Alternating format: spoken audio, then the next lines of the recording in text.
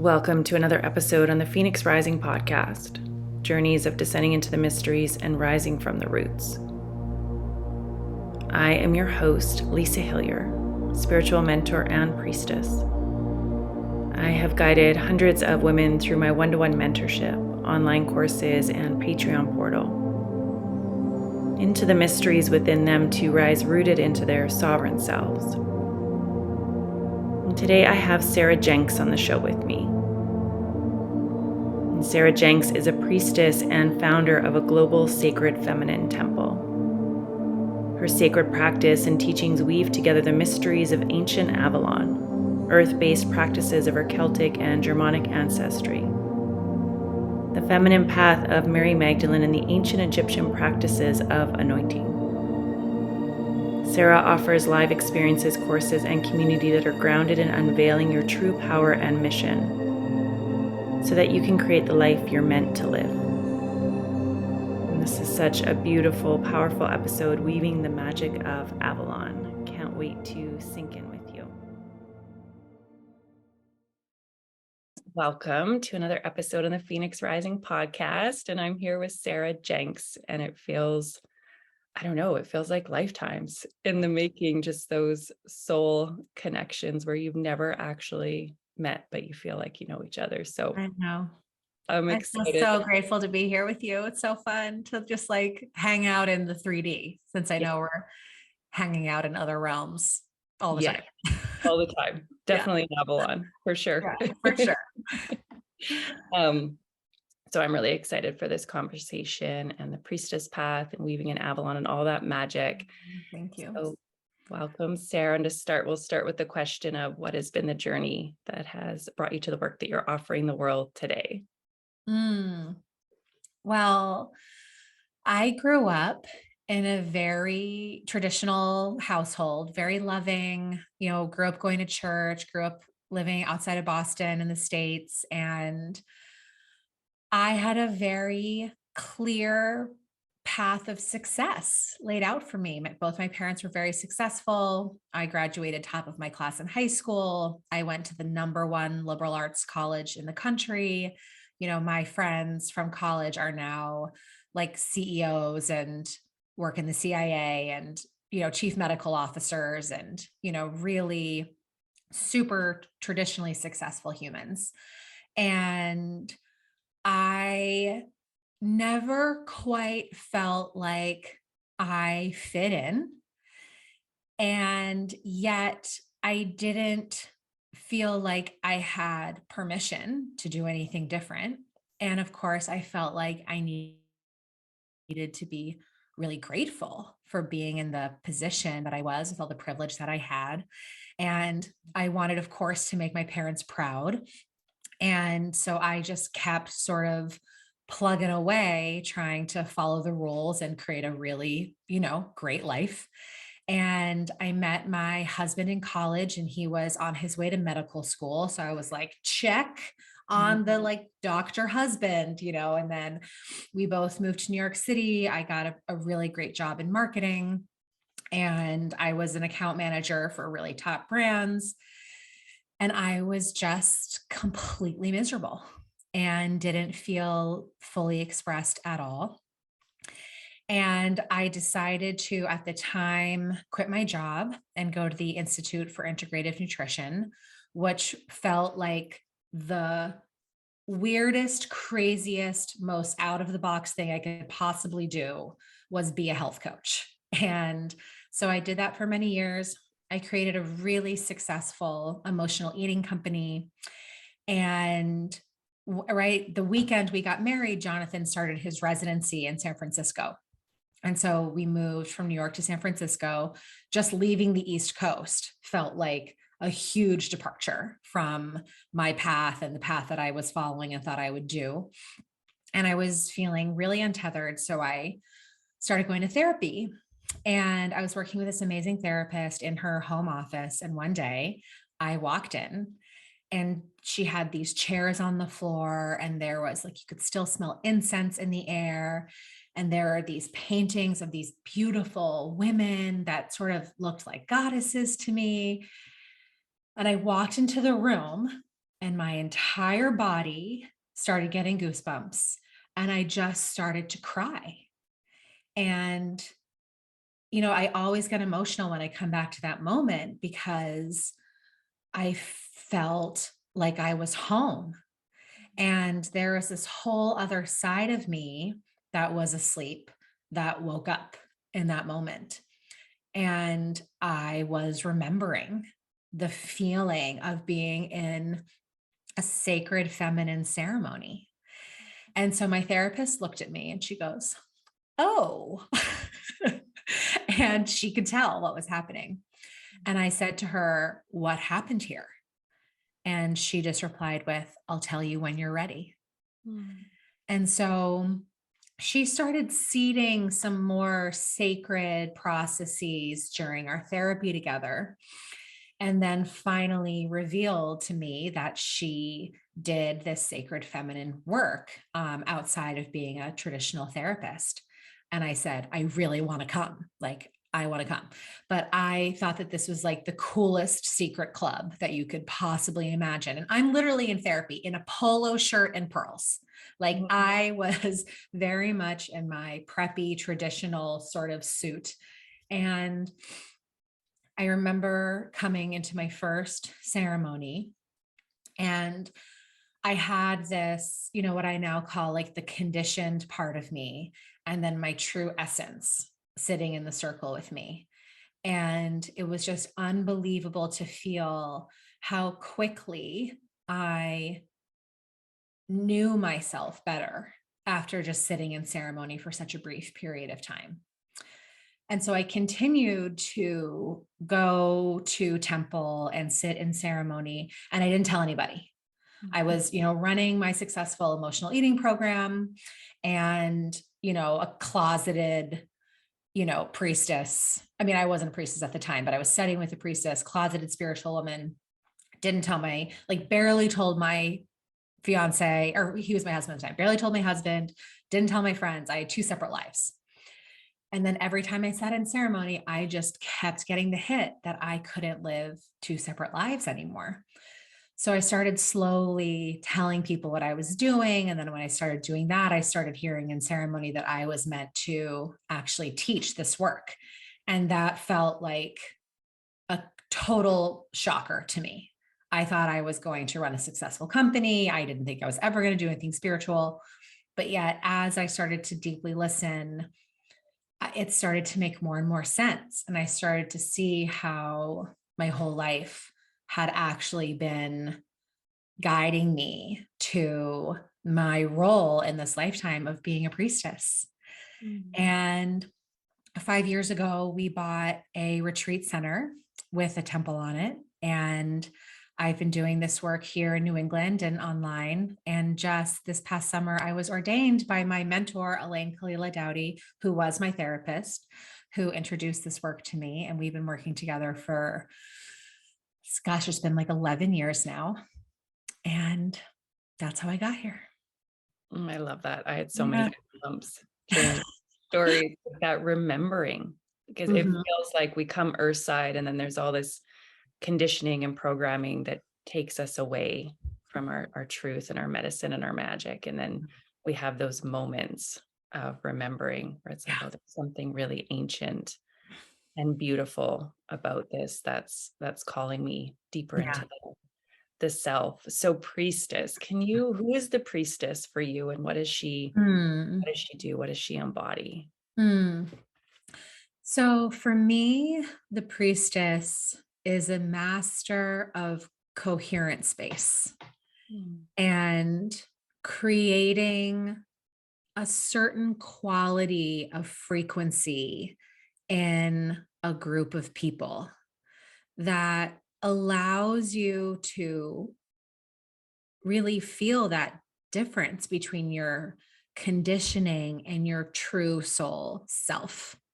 The founder of my lineage, which is the 13 Moon Mystery School, Ariel Spilsbury, says the role of the priestess is to create a modulation station, which I love that example. So I feel that my role is to create this certain coherent field so that when people step into it, they're initiated into being in their essence just by being in that energetic space. I love that, just by being in that space. And that just Mhm. reminds me of Avalon. The first time I went to Avalon, and I had a friend that's recently been in Avalon, and she hasn't told me the full story, but she's like, whoa, it was nothing like I expected. Well, that's what's, Avalon is like a living, breathing temple. There's such a coherent field there that just by being there, you are changed. And it's because it's been so deeply cultivated and stewarded over time. And, not only because of the ancient temples, but, I really feel like by the people who are there now. And of course, there's like also stuff as there is anywhere, but it's a really special place. Yeah. Yeah, Yeah. there's the 3D stuff there still. Yeah. For sure. But yeah, I love that. It's like just by being present on the land of Mhm. Avalon, you're already changed. There's nothing that you need to do. And oftentimes the initiations can feel a little bit intense, and there can be a Mhm. death that takes place, like a stripping back of all Mhm. that is not true, so that you can sink into that core essence. Mhm. Mhm. And so you were ordained in Mhm. Avalon. Can you speak to what that experience was like? Yeah. So I'm going to go back a little bit earlier. I went to Avalon for the first time 4 years ago with my mentor, Elaine Kalila, um, and her mentor, Diana Dubrow, who's an anointing priestess. And we went on a lineage. We went on a pilgrimage to honor the lineage of Mary Magdalene and when she spent time in Avalon after her beloved was crucified. So we were there in anointing practices, going to some Mary Magdalene sites, and we went to Avebury, which is like the feminine Stonehenge. Have you been to Avebury, Lisa? Yes. Oh my Yeah. God, it's just like It was wild. wild. Got chills going through. So when I was in Avebury, we were working with a man who was touring us around, and he was teaching us how to talk to the stones. So I laid my body down on one of these stones, and I felt like I went through. First of all, can I just pause? I just love that I can talk about this stuff with your community because I know that they're just right here with me, and that's not always my experience. Um, so I feel like I went into the stone and I met this ancient woman, and she just said to me, "Welcome back. Mm. You are called back to your priestess self. And you were a priestess here at one point in your life. And we need you to stand as that archetype again." And so I just got back on the tour bus, and I'm sitting with Kalila in the back of the bus. And I just looked at her and I said, "I want to be ordained. This is my path." And at the time, 4 years ago, I still wasn't, I wasn't out as what I did. I had so much to learn and do. So, in a lot of ways, I feel like my ordination process started then. And so I spent 3 years going through my own, the mystery school of my own life and deepening in my training with Kalila and going on retreats and studying the work and starting to orient my life around the teachings of the 13 moon lineage. And then just over a year ago, I had this deep knowing that I was ready, that this was going to be the year that I was going to be ordained. And it's a year long process. And you do deep mentorship work with Kalila. And there are other priestesses in the lineage that also ordain people, but Kalila has been my mentor. And it's real, the ordination process is really about moving from your head to your heart. And of course, having a comfort with the tools and how to hold coherent space. But so much of it was about me living a coherent life and me really being in integrity with my true soul's mission and really processing, sorry, my kids are riding bikes outside of my window right now, and it's a little distracting. And really processing the wounds that I carried. So we did a lot of wound work that year and really going through and identifying where the wounds were coming up and how to release them and how to move through them, and really going through the process of Negredo and all of that. So to culminate that year-long process, most people in this lineage are ordained at Kalila's home in California, but I just knew that I had to be in Avalon. And so I just, in the most humble way, asked if we could do it there. And Kalila was already going to be there to run a pilgrimage. So it just beautifully worked out. And we spent, I went through a 3-day initiation with the ordination. And, I believe we did a very similar process to what the priestesses of Avalon did, centuries ago. And one of the best parts of my ordination ceremony was you have to go on a solo initiation when you're ordained in this lineage. And my initiation was to go out into the town and offer anointings and pulling cards to random strangers. And this was a lot for like a New England church girl to like really own that this is my role now. And this is, how can I really drop down into the unseen web of connections between the people in the town and just feel who needed an anointing, who wanted a card pull, and where could I already feel that weaving just by seeing from my heart instead of from my mind or my ego. And so I went out and I just automatically knew who needed an anointing. And I had the most amazing, brief connections with a handful of people. And one of the best parts about getting ordained in Avalon is that when you tell them that you're about to be ordained, that day, everyone says, "You're being ordained today?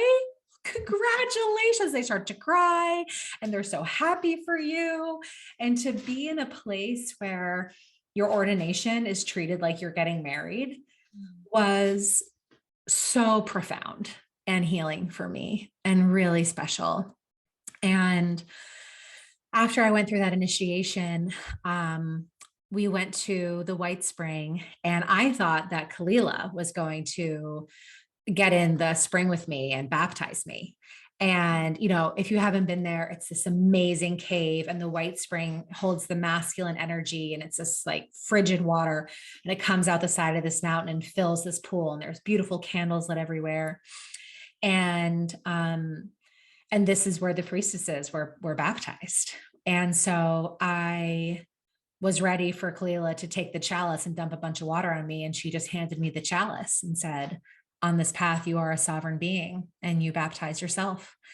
And so I went in and had this whole beautiful, amazing experience. And then we hiked up to the Tor, which was the site of the Avalonian temple community space, where the Druids have now built an abbey, and there's just one small ruin from the Druids abbey. And I sang in the Tor, and then we came back down and we had the Chalice Well Gardens all to ourselves.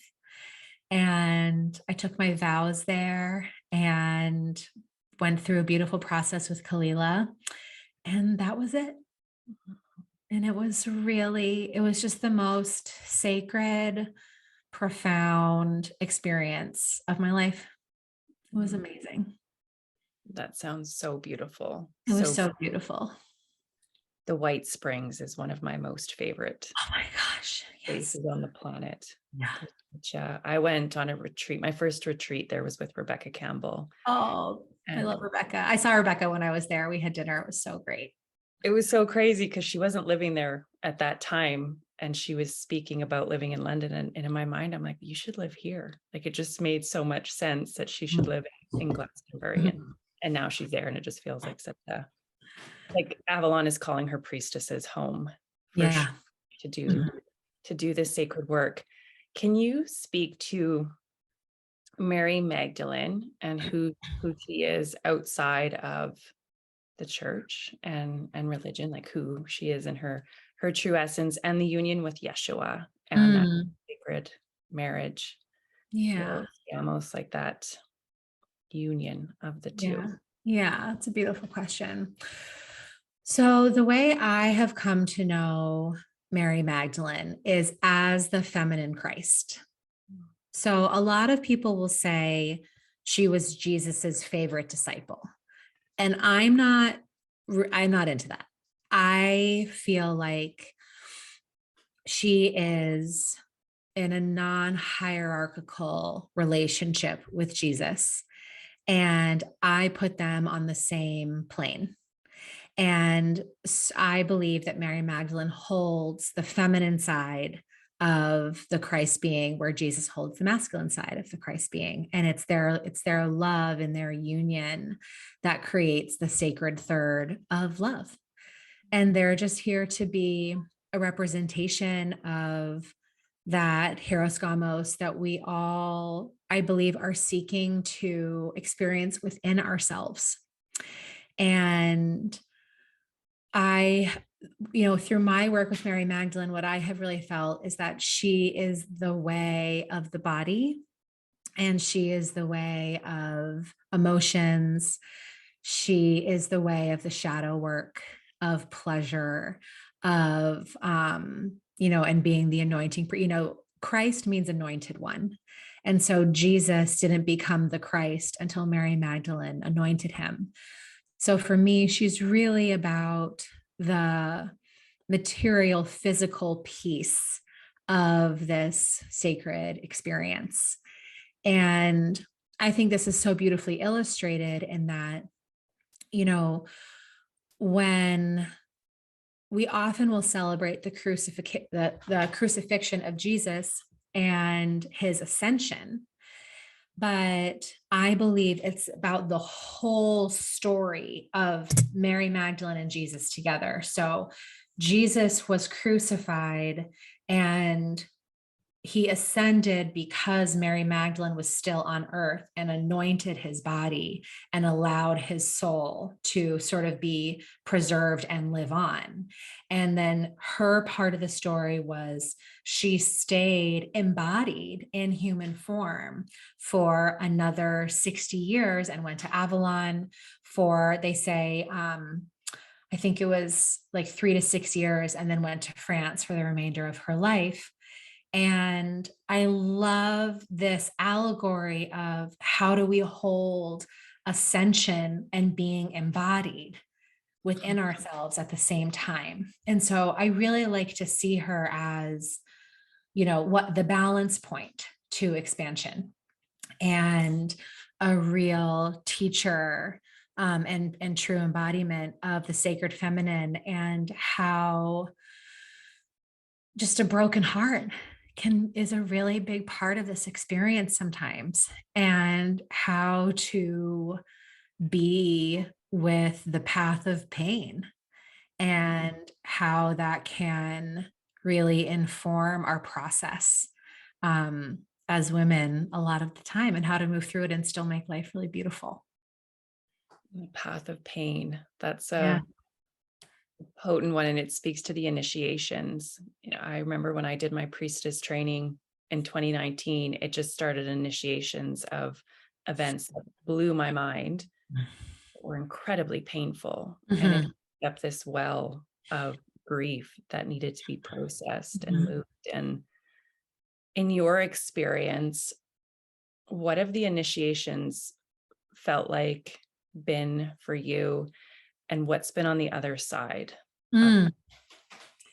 Yeah, that's a great question. So what's really fascinating is that 2 weeks after I told Kalila I wanted to be ordained, like that we began our year of, deep ordination initiation, I ended up in the hospital with a get this, the diagnosis was complete heart block. Wow. And I was like, oh my goddess, this is really literal. And I really felt like I was being shown, Sarah, this is the path of the heart and your heart is blocked. And I was, of course, in a ton of physical pain. I was really sick. What actually was, I mean, what was actually happening? What was actually happening was I was going through a major initiation because I was being ordained. The way that was presenting on the physical level was that I had advanced Lyme disease that got into my heart. And so I went into the hospital to be treated with IV antibiotics for a week. And I knew immediately what was actually happening. And so I decided to make this week a week-long ceremony of really deep listening about how I could open my heart and unblock it. And I think this is the thing that happens with me with initiations. I'm in the initiation and I am so sure that I am going to change everything in my life as soon as I get back home. And that's always the case when we're in a retreat or we're in the initiation. We're just very clear that we're going to easily be able to change everything. We got the message, we're going forward. But of course, I got back into my life and I didn't change everything. I continued on with some of the same patterns, making some of the same choices, saying some of the same things. And then I just kept getting smacked upside the head. I got COVID really badly and had a few other health issues. And then finally I scratched my cornea out of nowhere. Like I didn't even have anything in my eye. I just woke up and I couldn't see. And I just got the message, Sarah, what are you not seeing? And so it was after that I really decided that I needed to make some significant changes in my life. But I bring that up because for me, the hardest initiations have been when I don't really listen to the initiation. And I have to sort of have the same initiation over and over again in order to listen. And then the initiation that's layered on top of that is having compassion for myself and knowing that I am often going to be meeting the same lesson over and over and over again. And it's deeply frustrating because we just want to know better. And I often feel like I'm a very bad priestess for not getting my initiations on the first try, but I've just needed to really dive in and hold my heart and have compassion and just ask, okay, what's the next layer here? How can I go even deeper? How can I make this complete? And the thing with ordination is that after you're ordained, and I'm sure you've experienced this as you've gone through your work, the initiations now are way more intense than they were before. And it's a lot. It's really a lot. I did this amazing retreat a couple of weeks ago, and just 3 weeks before, I was feeling really anxious and not in alignment with my work. And I had to really look at what was going on. And what I needed to cancel some things, but my physical, the physical manifestation of of not being in integrity was so much more intense now than it was before, that I couldn't ignore it. But that's sort of what you sign up for when you walk this path, is you're really co-creating with the goddess. And I'm very clear, she's holding me to the fire at every step. And I've given her full permission to discipline me and really make me a disciple of love. And it makes the initiations a lot, but I'm here for it. Yeah, it Yeah. felt like that, giving it over. You kind of give your Yeah. life over to the goddess, to the unseen, to the mysteries, and allow her, him the Yeah. all being to Oh, take the lead, and it's not a gentle path. No. it's not. No, with the descents of Anana and then the rising that Yeah. comes Yeah. with it. And we're We're in the descent right now. I've been really studying this Venus descent with Tammy Brunk, who's an amazing shamanic astrologer. If you don't know her, Lisa, like you will be obsessed with Tammy. And you know, it's just, if you're interested in this sort of shadow initiatory work, studying the path of Venus, the planet, is really powerful. Yeah. Yeah. And, those initiations or the descents, they do allow for a clearing, Mm. and kind of the rise can look like joy and, you know, true to yourself. Like you're so much more connected to your truth and embodying what you came here Mhm. to do on the planet. So I know a phrase that I've heard you use just through your social media and everything is life is a mystery school. And Mhm. what's it teaching you Mhm. in this moment? And in my beliefs, or kind of what I believe we came here to do, we came here for core lessons, a spiritual Mhm. curriculum that we're here to work through. And oftentimes that, you spoke to it, like the same lessons, the same initiations will keep showing up and showing up. And so I often use those words for me, like if life was a mystery school, what is it teaching me right now? And it always usually goes back to my spiritual curriculum in some way. So can you speak to how we can use that, like looking at our life and the mystery school Mhm. and what it's teaching us, and also how we come back to ourselves, like, Mhm. when you felt out of integrity, how do you come back to the self? Yeah.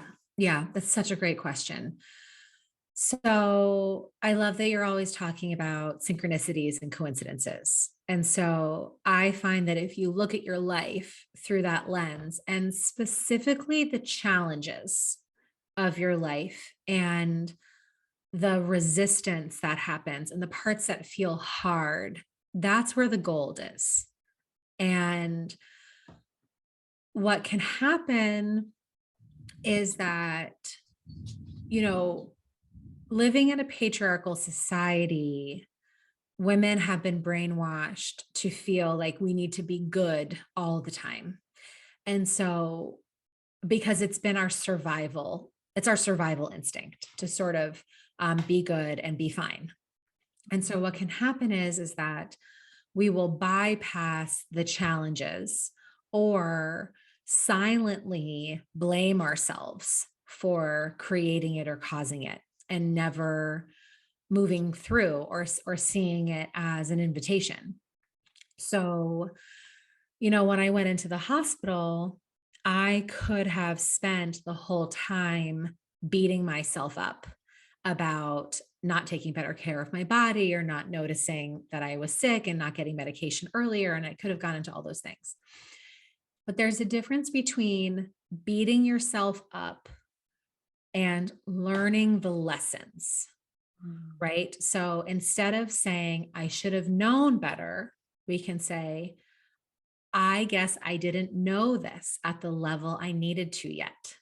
And I'm being schooled in a curriculum of how to take better care of my body, of how to live in a more open hearted, aligned way with who I want to be in my life. And so, because I was really in the mystery school of being in the hospital, even though I had to go through the initiations a few times, once I finally did, I knew exactly what I needed to do, because life had already shown me my heart was closed. My body needs attention. And I was also going through a really big initiation at the time around, I had the story that I was unsupported and that I needed to do everything myself.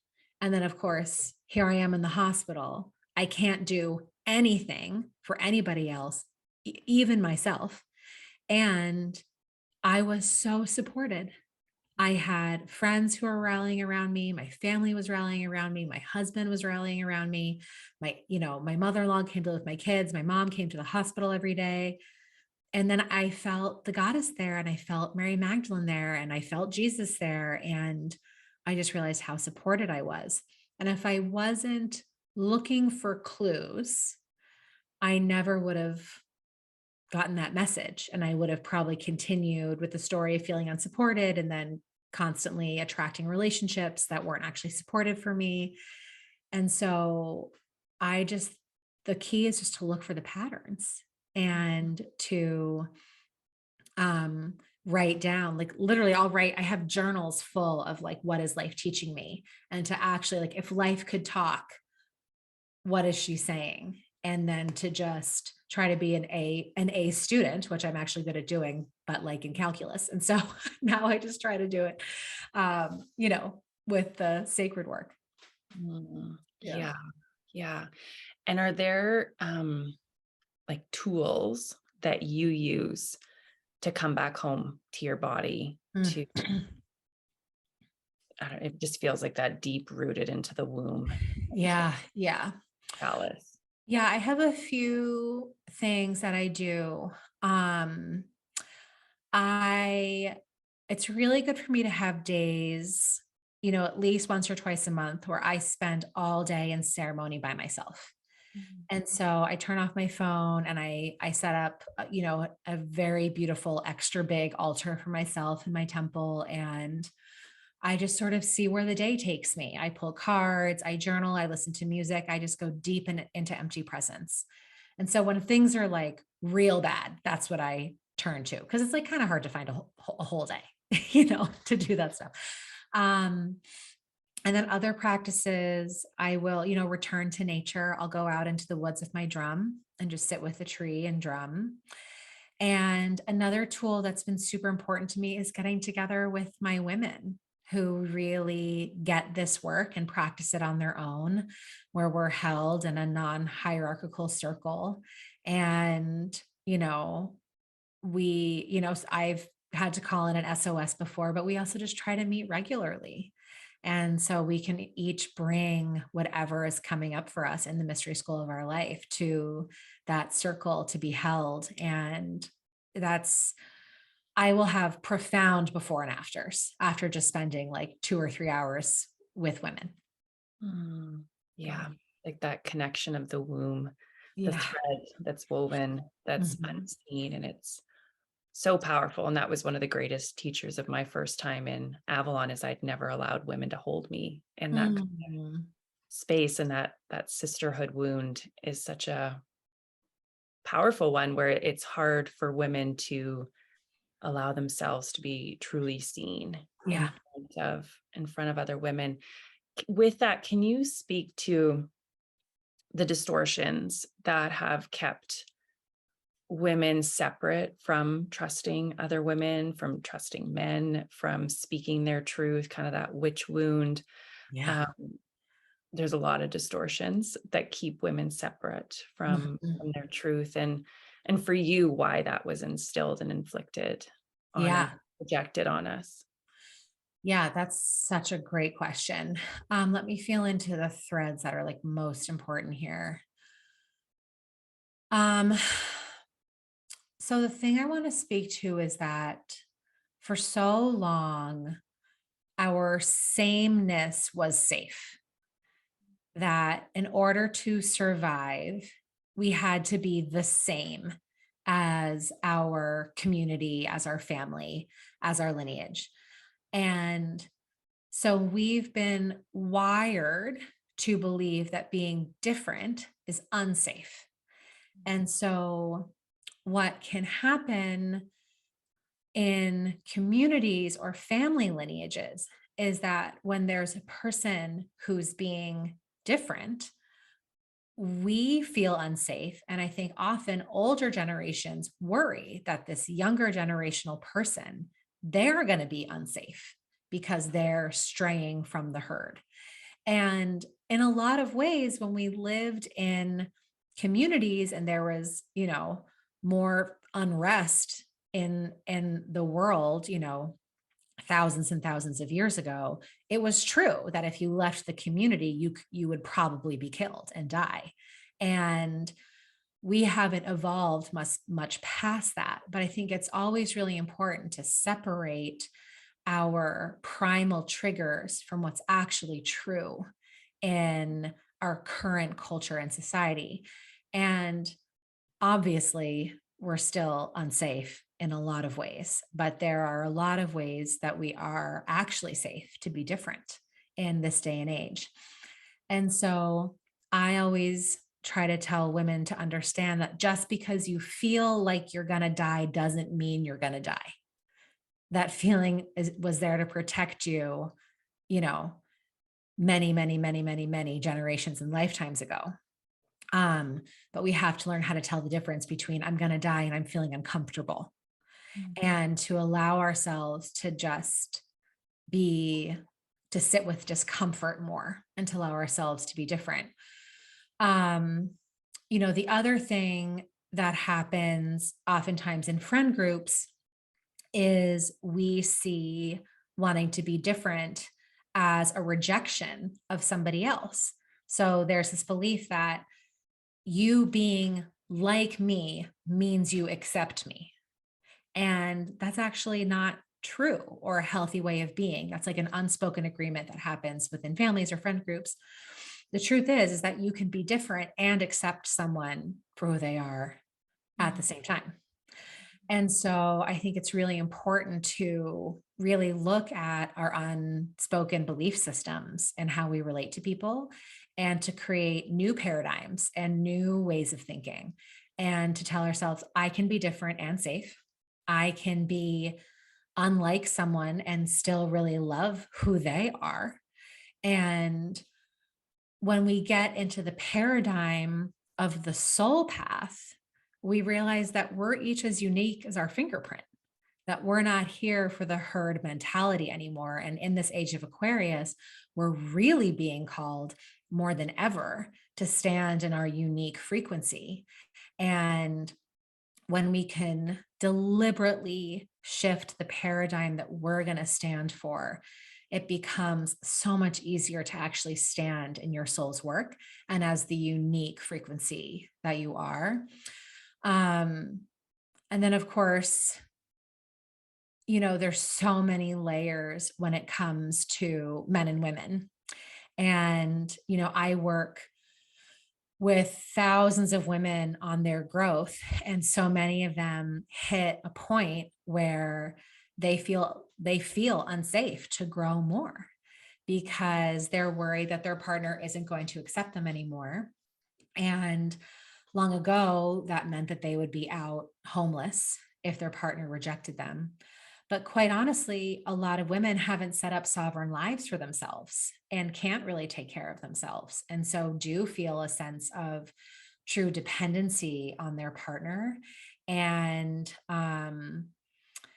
don't feel freedom to change and grow and actually become who they are. But I think it's also really important to understand that a long time ago, if you're a woman and you piss off a man, you're going to feel like they could kill you. Even if you've been with the same man for decades and you know that they're a safe person, an angry man triggers danger in our bodies.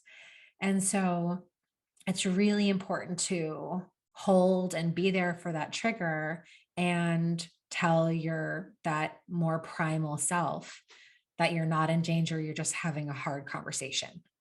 And to continue to feel your own power and feel your own sovereignty, and continue to become who you really are. But it's a lot of work, and I think it's tied up in patriarchal brainwashing, but it's also tied up in like real and true primal instincts. Yeah. I think that piece is really powerful. That sitting in the discomfort. We've been so conditioned to not get uncomfortable. Yeah. So we just numb out or avoid, or however it shows up. And to be uncomfortable means there's something wrong, is what it feels like. Right. But we have to get uncomfortable for growth to Yeah. happen. Usually if you're uncomfortable, it's right. It's like literally the opposite of what we think. Yeah. So if you find you're in an uncomfortable moment, keep going. because that uncomfortable moment doesn't go away. If you come right up to it and then back off, it's still going to be there a month later, a year later, 5 years later, and you're going to bump into it 1,000 times until you actually move through it and clear it. And it sucks, but here we are. It's what we came here to do. What I came here to do. Yeah. Hey, Earth is one of the most challenging planets to incarnate on, so we're here for it for sure. It feels like that going into the eye of the storm as opposed to running the other way from it. I know. Yes, exactly. Because you will find the eye.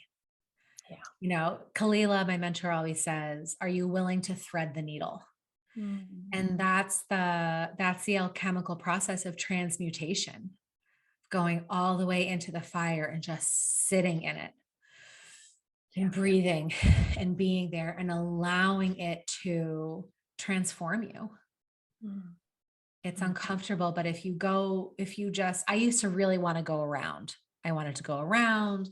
I wanted to breathe past it. I wanted to create a better, a positive affirmation around it. Like I just wanted to avoid the discomfort.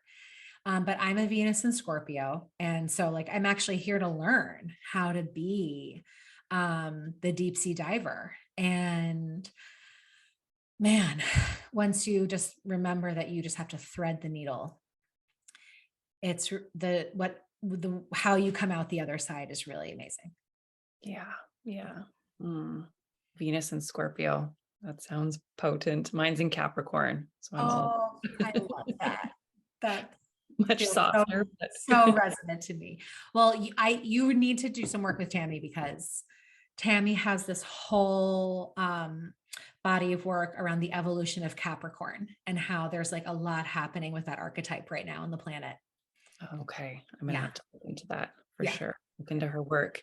You spoke to in relationship and how women are afraid to grow because what if their partner doesn't accept them anymore? And I know I read something about you and your husband and how you've married the same man like 15 times or however many times it is, and you've created a body of work around that. So marriage can be a container for both people to grow in. So what does that look like?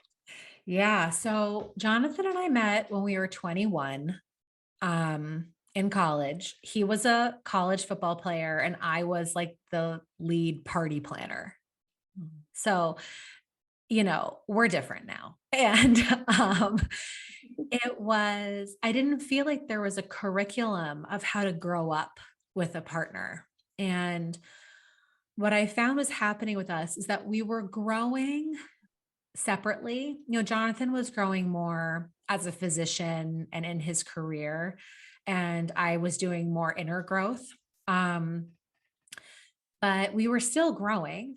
But when we got back together, we were 21 again, and we would totally regress to those old patterns. And what was happening was I started to want something different than what we had created in our early 20s. And it sounds so obvious to me now, but Jonathan really felt rejected, that I wanted our marriage to evolve to sort of match the adults that we were becoming. He felt like I didn't love him anymore, and that I wasn't happy, that I wish that he were different when we met, and couldn't really grasp the idea of we're going to evolve as people. And so our relationship needs to evolve. And it was really super painful for a really long time. And I was dreaming really big and doing a ton of inner work and on this priestess path. And Jonathan was in medicine, and he was a surgeon, and he's a urologist. And so you could not, he was in the most patriarchal culture you could possibly be in. And I was literally in the opposite, healing the patriarchal culture.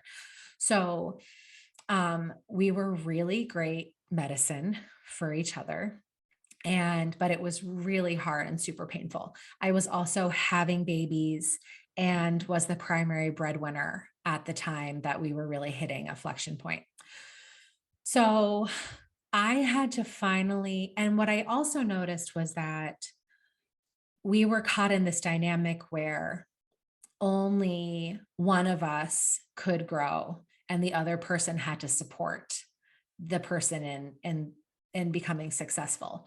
And as a doctor's wife, everyone assumed that I was going to give up my life to support Jonathan and to be the primary parent for our kids. And I was just sort of putting, working my ass off for a couple of years while he was in residency so I could pay for our lives and pay back his medical school loans. Like, it was very messed up. Um, and yet there was a big part of me that was just sort of going along with it. I had totally taken on the brainwashing in a lot of ways. And then I just had these moments over time of waking up and feeling like this is really messed up. But then what can happen with a lot of couples, and I see this a lot, is that we have this paradigm that one person needs to support the other in becoming who they truly are. Because for generations, it was always the woman supporting the man and reaching their goals. And so there's this idea that it's like the woman behind the man, and the man is only successful because of the woman behind him. And like, I just think that's kind of messed up. Anyways, but what I see happening now is we think that the most feminist way is to flip-flop that. So now, the women are really going for it, and they feel like they need to have the man totally devoted to them, and the men need to give up their life in order to for the woman to fully succeed. So that also wasn't going to work for us. And what was happening was, like, because I had these really big dreams and I wanted to go places, I think what was happening with Jonathan was that he then felt like he was going to have to give up his dreams. If I was going to be a dreamer, then where did that leave him? And we were just stuck in this old paradigm, even though we were sort of switching gender roles. So we just decided that marriage was broken, and we had sort of married into all of these unspoken rules of marriage, and that we needed to completely rewrite what our agreements were going to be. And so we created this new paradigm of marriage for ourselves, where we really had to sit with, how can both of our dreams and aspirations happen? And a really big part of this was, I really wanted to be with a person who had dreams and aspirations that were soul based, because I feel like that is a specific frequency and flavor of living that, as I grew into myself, was deeply important. I wanted to be with a person who was aligned with his soul. Hard stop. For me, that was a non-negotiable. And so we were really at this like tough point, because Jonathan was not in alignment with his soul. There's nothing wrong with being a doctor. If Jonathan was put on this planet to just be a doctor, I would say high five, go for it. It's not about how it manifests on the outside, it's how it actually feels on the inside. And we both knew that it was like not in alignment for him. And so I really had to say, this is what I want. And I want it to be you, but you have to choose if you want this too. I'm not going to force you to do it. And I'm not going to like subtly coach you in the background, because I tried that, to try to get you to do it. Like, I needed to stop coaching him and just set the standard and say, this is my new standard. And of course I didn't know this at 21. This whole thing only comes from life experience. So, and he said, I want that too. I want to be in alignment with my soul. I don't know how to do it, but that's what I want. And he set off on the path. And of course, it's been very up and down, but he really, right now is in incredible alignment with who he is and is doing amazing work in the world. And he now, he's bringing together like intro to inner work for men and their physical bodies and really teaching them how they interact. Because what was happening was in his urology practice, men were coming in with erectile dysfunction with no health problems. And Jonathan would just say, well, how are you feeling about your marriage? And the men would just start to cry and just say, like, oh, I didn't know how unhappy and lost and ashamed I felt. And so Jonathan has really made it a big part of his work to give men space to explore their feelings, start to do that important inner work that, women have been doing for past couple decades, more so even recently. And it's been so beautiful to witness him. But again, he could have just decided he wanted to like run a ski mountain. Like, it doesn't matter what it is. The feeling is the alignment on the inside. And it was really scary for me to fully claim what I wanted, but I'm really glad that I did. That scary piece, because there's a possibility of rejection that you could Oh have, yeah. and so it's leaning into that discomfort and Mhm. what is truth. And you spoke to standards, and this is what I'm available to, and Yeah. this is what I'm not available to. And I love that he's doing the men's work, because we're kind of seeing a surge of men's Yeah. work, I know. right? It's so great. So great. It's so So needed. great. Yeah. It's really powerful. And that, like, both of you in alignment with your truth and doing, your separate work, but it kind of co-creates together Mhm. 100%. How did you find, like, are there tangible tools for people on finding that balance? That's what it felt like, where you're both living your dream life essentially, as opposed to one standing behind the other. Yeah. So I think a lot of it comes down to financial pressure. Mm. So,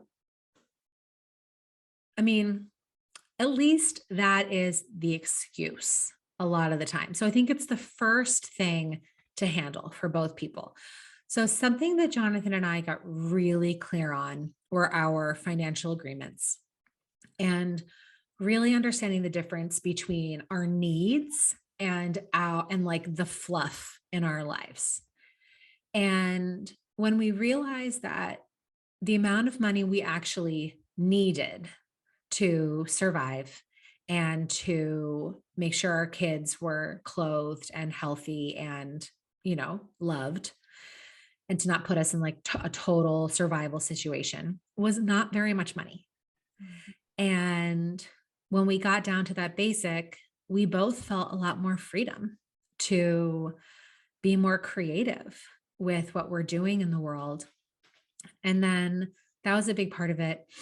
And then the other part of it was just like really looking at our time and how we could support each other with time and what other support we needed in our lives in order for us to be freed up to explore what we needed to do. Like just today, my kids have a cold, and so I decided not to send them to school, but they're not like super sick. And so our nanny, we have a full-time nanny, and she just gets to be here, and I'm checking on them in between meetings, and it's Mm. just so nice.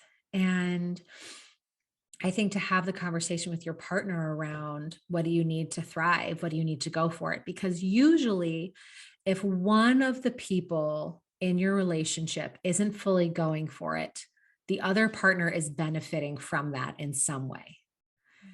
And so I think it's good to really look at that. Like I had, if I really wanted Jonathan to go for it and do what he really came here to do, that means like he works more nights now when he's holding his men's circles. And I had to sort of let that go. But I do that with so much joy when it's in his true alignment. Mm. Yeah. Yeah. That feels like, earlier you spoke about the belief that you're not supported, Yeah. and it's like allowing that support to Mhm. come in, and realizing you don't have to do it on your own. There are No. people who can support you and love you and hold you Yeah. in all of it. Earlier on in the conversation, you were speaking about like having a ceremony for yourself all day. Mhm. And that feels like recognizing the sacred temple Yeah. that you are, and treating yourself as that. And so how can people start to weave the sacred into their everyday lives? That's a great question. So I do a sacred start every day, which is my morning ritual. And a lot of people talk about morning rituals like meditate for 20 minutes or like write your goals down. And I have a more choose your own adventure, feminine, like nourish the feminine sort of flavor of a morning ritual. I actually have a free guide if anybody wants to download it. It's if you just go to sarahjenks.com/sacred start, it's there. And I think that is the best way to, it also really communicates to ourselves and our families, if we have them, that we go first, that my time really matters, that I am, I really treat myself as, one of the foundational elements of our family. And I can only function in the day if I have an hour to myself in the morning. And I sit at my altar and I light candles and I meditate and I journal and I dance. And sometimes I pull cards and sometimes I just sit there and cry. And sometimes, like it can be anything. It can be anything any day. But I carve out an hour for myself every morning. And I find that that is the best way to make your life more sacred. Yeah, I did your sacred start. I have that. I started Oh, doing it. good. Yeah, it was such a good tool, your downloadable guide to Thank start you. putting that into your day, your morning, and it so dictates how your day goes. It's like weaving, Isn't that amazing? yeah, yourself into the morning. And I think the most powerful thing is not looking at your damn phone. Oh my God. I know. And it's so hard. It's hard for me. Hard. It's so hard. And, a big thing that I do in my sacred start guide, it's like 70% how to make the time for yourself, how to talk to your partner about it, how to get your kids to not bug you, how to manage your phone addiction, you know, all the mind games that we play around guilt and not wanting to take time and who am I to have an hour to myself in the morning, how to wake up at 5:30 or 6. So much of it is the strategy. And what's cool is that there's like secret patriarchal healing in all of that. Yeah, yeah. Choosing you is like Yeah. so important and powerful. And it starts to, when we're choosing ourselves, we start to see the magic and the sacredness that's all around us in every single moment. And that like brings me to synchronicity. Do you Yeah. have a story of synchronicity that you want to share? Yeah. I'll share a quick story. So when we were moving from San Francisco back to the East Coast, because Jonathan was done with residency and got a private practice job out here. We were looking for a small house at like a just, a tiny little starter house because my plan was to not work for a while because I felt pretty burnt out and I was still stuck in this paradigm. I was like, now I'm going to support, continue to support Jonathan and being a physician, blah, blah, blah, whatever. And we were looking on Zillow and we forgot to put our budget in. And 2 weeks before, I had written a 5-year vision of I was going to take time off. And then in 5 years, we're going to find this like huge property. And I was going to lead women in circle on in this big field. And I could like see the house and I wanted there to be a stream and I was going to build a yurt. And it was like this whole thing. So we're on Zillow. We forgot to put in our budget. And I'm starting to look at pictures of this house. And it's literally my vision statement in order in like a slideshow. And not only is there a yurt, but there's actually this like beautiful 4-season temple. It's like the only temple in New England, and there was water and there was a lake and there's all these open fields and 10 acres of forest and this whole thing. And it was just so overwhelming. And it was way outside of our budget. And I sat down the next day and I just said, Goddess, what do you want me to do? And she said, Google it. And I'm like, okay, weird directive, but I'll go for it. And so I found the name of the farm and I Googled it and there was a blog and I'm reading the blog and I get to the bottom and there's a picture of my high school therapist. And she is the owner of the house. And she is one of the first people who helped me with my body image issues in high school. And she wrote this amazing book called Healing the Feminine.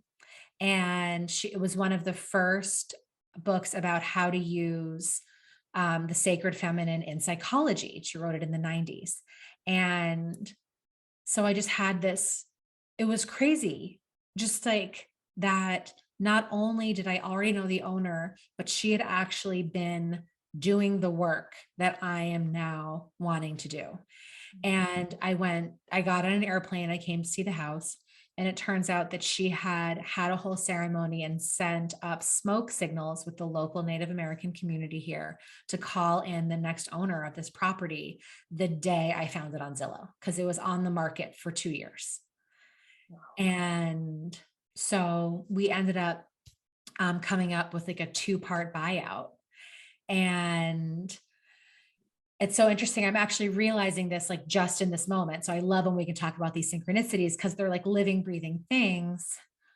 It is now, exactly 5 years from when I did that vision statement. And I just had the retreat where the women were in the field.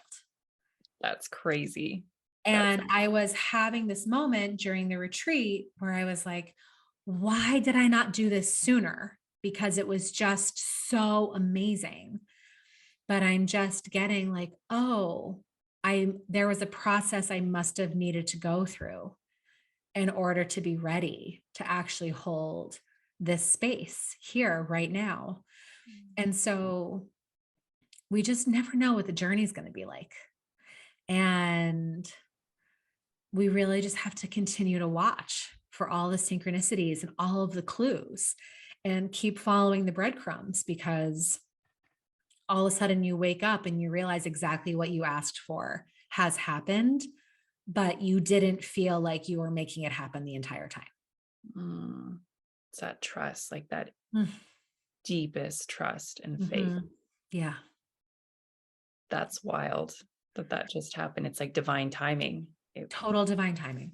Yeah, it was meant to be in this moment. Oh, I love that. I love that. And it looks magical and beautiful where you are and all the women gathering in the temple space. And so powerful, like a vortex of sacred space. It really is. And Leslie, who built and cultivated this land for 40 years, she really created sacred land here. She's amazing and just forever grateful to her.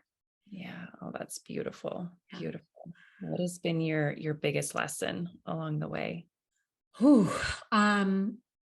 To allow in good support and to really also have, how do I want to put this?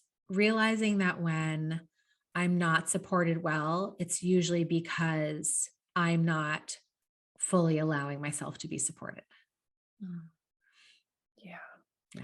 How do you experience the mysteries? Signs and symbols all around me all the time, and a lot of the weather and the wind.